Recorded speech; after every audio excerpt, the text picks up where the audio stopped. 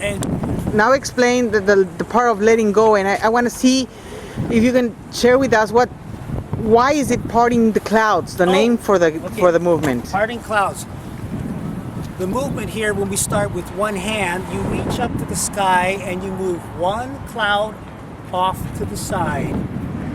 Then we go to the earth energy and bring the earth energy into the body. That's the healing energy, the nurturing energy. Okay. Alternating hands, the other one goes up to the sky, moves one cloud off to the side. Okay. You use two hands. This is where you part the clouds. So is it a movement to bring clarity? It definitely Because you're moving the clouds. Yes, and you may be surprised sometimes the sun comes out. Oh, that's good. I've had people report that. So when you do this movement, it seems that you're going up through the conception vessel. Right. Why is that any help while you're doing it? Or if you're not concentrating or your intention is not on the conception vessel, it doesn't happen anything, or what? You also want to consider, this is the conception vessel, correct? On the other side is the governing vessel. When you put the two together, you have a circuitry. Yep. Whether you call it microcosmic orbit or whatever. So when your hands are coming up the conception vessel, when the hands come down, it's going down the governing vessel.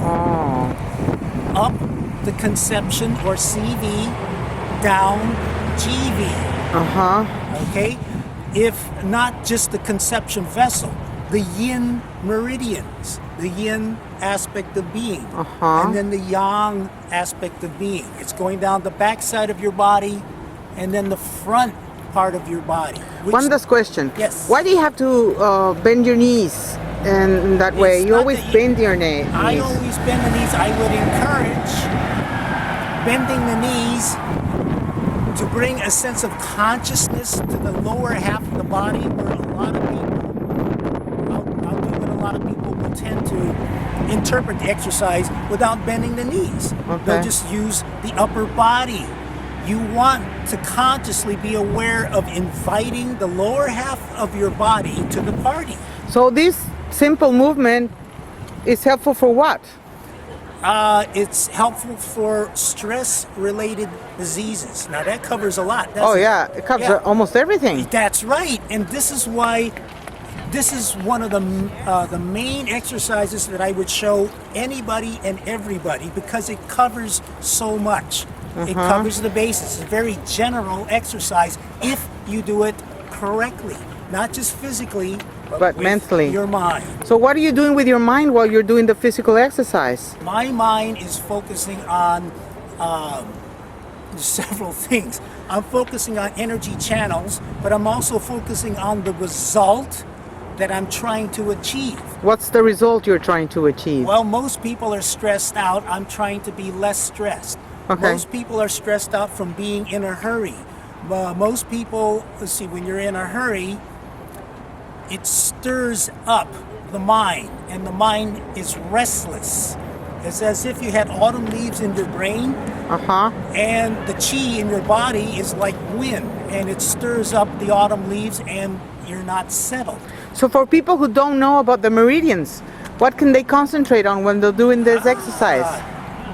Good question, Clay.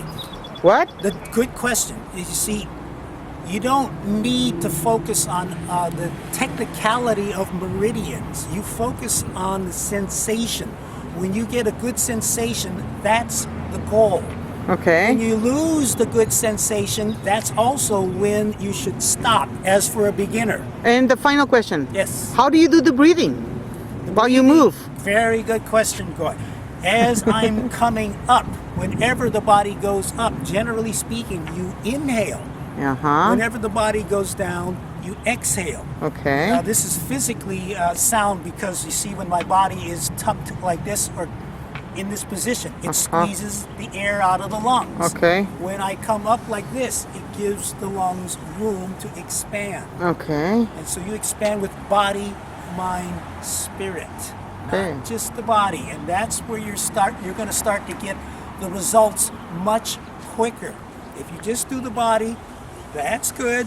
But if you do body-mind, that's better. If you do body-mind-spirit. That's awesome. Okay, thanks, Larry. Thank you.